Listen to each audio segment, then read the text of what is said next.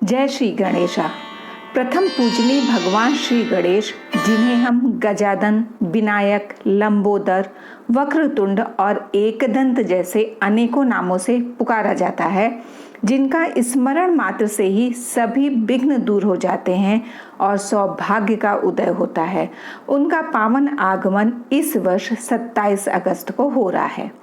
गणेश चतुर्थी का यह पर्व केवल एक धार्मिक अनुष्ठान नहीं, बल्कि पूरे 10 दिनों तक चलने वाला उत्सव है, जिसमें भक्तगण श्रद्धा और भक्ति भाव से बप्पा को अपने घर आमंत्रित करते हैं, उनका स्वागत करते हैं और अनंत चतुर्दशी के दिन विधि विधान पूर्वक विसर्जन करके विदाई देते हैं। इन 10 दिनों तक बप्पा घर घर में विराजमान होकर भक्तों पर कृपा बरसाते हैं। गणेश चतुर्थी के दिन बप्पा का स्वागत करने के लिए सबसे पहले प्रातः काल में जल्दी उठकर स्नान करना चाहिए और स्वच्छ वस्त्र धारण करने चाहिए। घर और पूजा स्थल को गंगा जल से शुद्ध किया जाता है। मुख्य द्वार पर आम या अशोक पल्लव सजाए जाते हैं, रंगोली बनाई जाती है और वातावरण को भक्ति से भर दिया जाता है। गणपति की प्रतिमा को घर में विराजमान करने से पहले एक स्वच्छ आसन तैयार करते हैं। लाल वस्त्र बिछाकर और उस पर गेहूं या चावल रखें और शुभ मुहूर्त में बप्पा को स्थापित करें। स्थापना उत्तर पूर्व या पूर्व दिशा में करना ही श्रेष्ठ माना गया है। प्रतिमा के दाईं और बाईं ओर माता रिद्धि और सिद्धि को भी स्थापित किया जाता है और दीपक दक्षिण पूर्व में प्रज्वलित किया जाता है। गणपति बप्पा की स्थापना के समय जल से शुद्धिकरण करना चाहिए और ओम पुंडरीकाय नमः, ओम श्री गणेशाय नमः मंत्र का जप करते हुए आचमन करना चाहिए।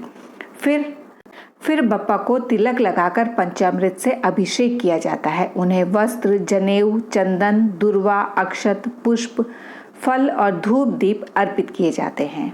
गणेश जी के प्रिय मोदक और लड्डू का भोग लगाना नहीं भूलना चाहिए। अंत में गणपति जी की आरती और वंदना कर उनका आशीर्वाद प्राप्त किया जाता है। अब बात करते हैं विसर्जन की। परंपरा के अनुसार गणेश जी का विसर्जन 1.5 दिन, 3 दिन, 5 दिन, 7 दिन या 10वें दिन किया जाता है। जिस दिन भी विसर्जन करें, उससे पहले बप्पा की अंतिम पूजा और आरती अवश्य करनी चाहिए। घर की महिलाएं स्वस्तिक बनाकर, सुपारी रखकर और पुष्प सजाकर एक नया आसन तैयार करती हैं। बप्पा को पुराने आसन से उठाकर नए आसन पर विराजमान किया जाता है और फिर फल, फूल, दक्षिणा और मोदक के साथ उनका सम्मान पूर्वक विसर्जन किया जाता है। शास्त्रों में कहा गया है कि बप्पा को उसी प्रकार विदा करना चाहिए जैसे हम अपने घर के किसी प्रिय सदस्य को विदा करते हैं, अर्थात उनको एक पोटली में पंचामेव, फल, फूल आदि अवश्य साथ में देना चाहिए। आज के समय में सबसे उत्तम यह माना गया है कि गणेश जी की प्रतिमा मिट्टी की बनाई जाए। इससे पर्यावरण की रक्षा होती है और विसर्जन के समय मूर्ति पूरी तरह से जल में विलीन हो जाती है।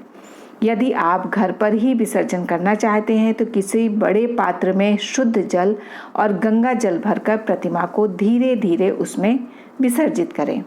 जब मूर्ति पूर्ण रूप से गल जाए तो उस जल को गमलों या पौधों में डाल सकते हैं।